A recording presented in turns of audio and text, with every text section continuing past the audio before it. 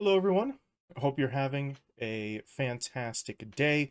My name is Kmart, and I want to talk about some basketball. And today we are talking about the Memphis Grizzlies and the situation going on with them and what remains of their season because the 23-24 campaign has been kind of rough for Memphis so far. So, if you weren't maybe paying the closest attention to the Grizzlies over the course of this season, you might be a little bit confused as to why the narrative regarding this team has shifted so dramatically over the course of the first 40 games or so.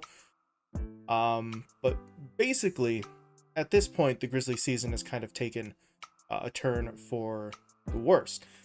It started at the beginning of the season. They got the news that Steven Adams would not actually be returning, that he was going to miss pretty much the entirety of this year, so they lose their starting center. Their star player and starting point guard, Ja Morant, was still suspended for the first 25 games of the season. So you're effectively down two of your starting five for a bit over a quarter of the season. But the hope was that the Grizzlies could sort of stay afloat until Ja came back, and then he could help right the ship and lead them into some semblance of a playoff push. And then all of that kind of fell apart as well. Ja Morant did come back. He was averaging a bit over 25 points per game, 5.6 rebounds, 8.1 assists, shooting 47.1% from the field. And the Grizzlies won 6 of the first 9 games that Morant played this season. But after those 9 games, Ja Morant ends up going down. He's going to have, I believe it was announced, season-ending surgery. So Morant is basically gone again after playing just 9 games. And at that moment, when that happened, the narrative shifted back to what it was effectively at the start of the season. The idea here was that the Grizzlies weren't going to have Ja anymore, but they were back to sort of square one here. A scenario where Marcus Smart, Jaren Jackson Jr., and Desmond Bane would need to sort of keep the team alive with help from the bench and from young players to try and scrape by and make something happen. Basically, the way they played for the first 25 games, but for the rest of the season with Ja not coming back this time. Except that narrative kind of got blown up as well. Marcus Smart injured his finger. He's going to sort of miss some time, be in and out, obviously.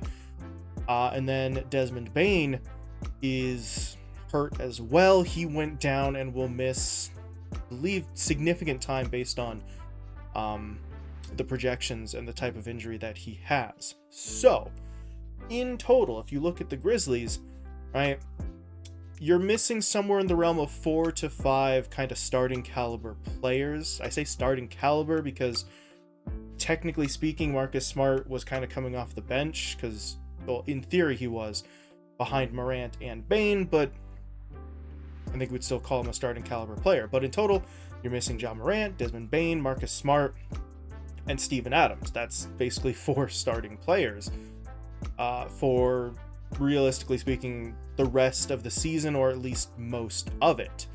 So where does that put the Grizzlies right now? The good news for them is that they still have one guy left standing. Jaren Jackson Jr. is still here for now, hopefully. Fingers crossed that he stays healthy as well. You're going to get the chance to see him try and maybe lead the team, pad his stats a little bit. I don't know at this point. Just try to make his statistics for the season look that little bit better with the second half of the season that's still left. The bad news for the Grizzlies is that they basically have one of the worst offenses in the league. They're near the bottom in terms of offensive rating. They are 29th in points, 29th in field goal percentage, 30th in three-point percentage, 27th in terms of free throw attempts per game. They're 26th in assists. They're 23rd in rebounds, and they're 23rd in turnovers. So across almost every important sort of category other than just pure shots taken, the Grizzlies are near or at the bottom.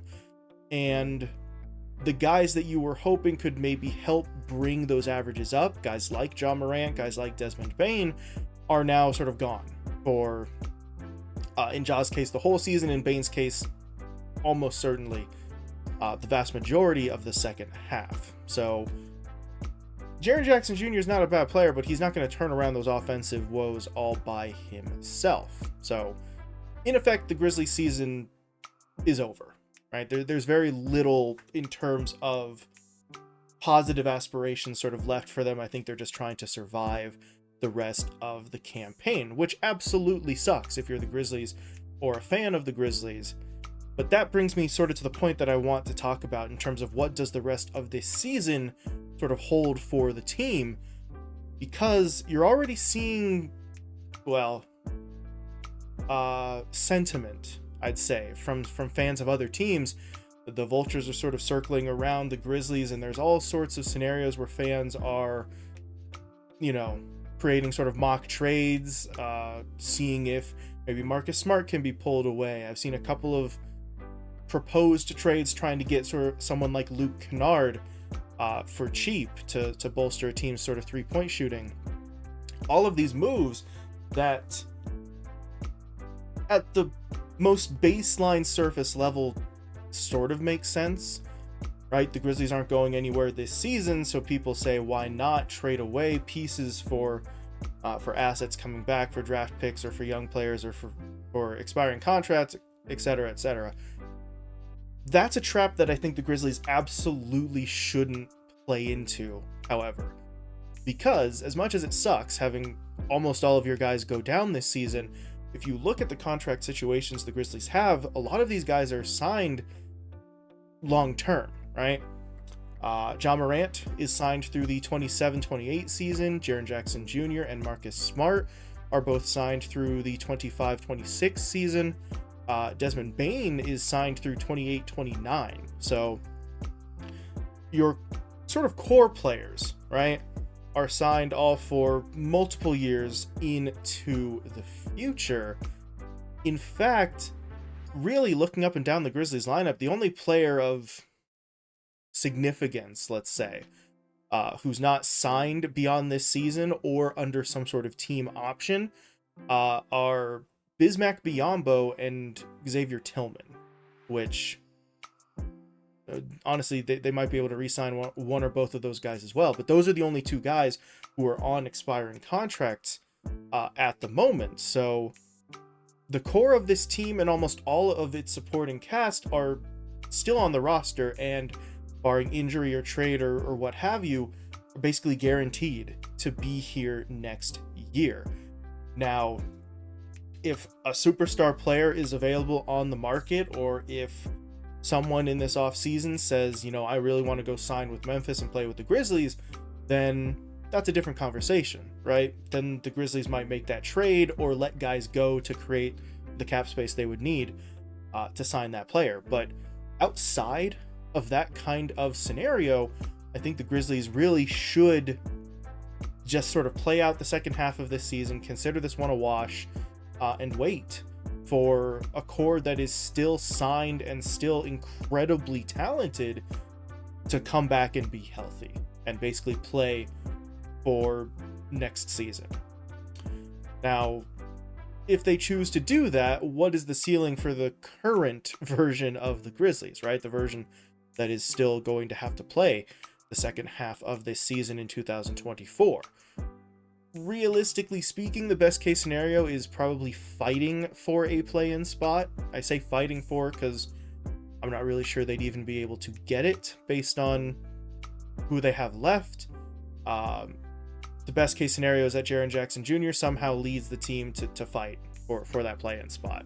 Where they go beyond that, if they even reach that mark, probably not far, but I think that's the most positive scenario here. But outside of that, in terms of their final placement, what you'll also get to see here is Jaren Jackson Jr. in an active sort of leadership position, right? You'll get to see how well he can handle those duties and being maybe the number one option for an offense again.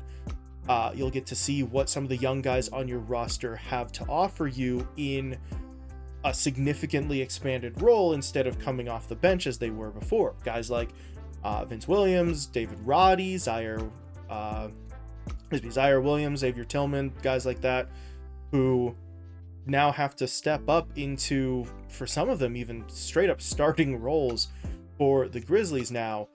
And all of those guys are pretty young. The oldest among them, I think, is Tillman, and he's only 25. So I'll double check that in editing, but I'm pretty sure that is the case. So you've got a lot of young guys who are going to be running around out there for the second half of this season trying to put on their best performance. And, you know, maybe some of them will prove to be good enough to warrant bigger roles even when the stars come back. If they don't do that, then at least you'll know for sure this guy either doesn't fit into our roster or does, but only in a smaller role that they'll sort of shrink back to next season. So realistically speaking, that's kind of the best that the Grizzlies can hope for. And I know for a lot of fans, they had aspirations of competing in the playoffs, so this is not what they want to hear, but this is the reality of the situation. The Grizzlies season effectively is over as competitors, but there's no reason to just wash your hands of this and say we're just going to move on and wait till next year. There's still plenty you can do as a team to try and improve right now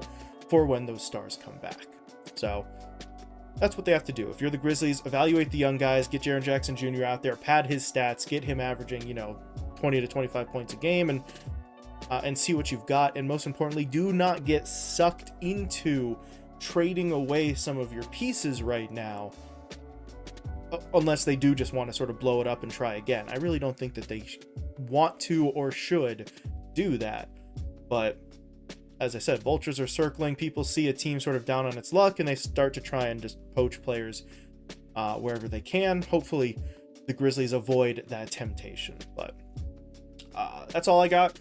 Let me know what you think. If you're a fan of the Grizzlies, if you've been paying more attention to them, do you believe that they should go the way that I just sort of outlined and avoid the trades, keep the core together, and try again next year? Or do you think they should try to change something up?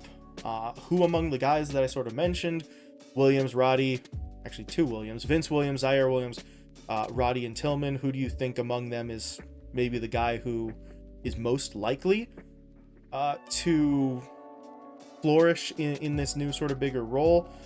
And I guess, where do you see the team at the end of the season? Do you think they can push for a play-in spot, or is this just kind of a bottom of the barrel, maybe play for a draft pick kind of scenario? But whatever your thoughts, please feel free to share them and let me know what you think.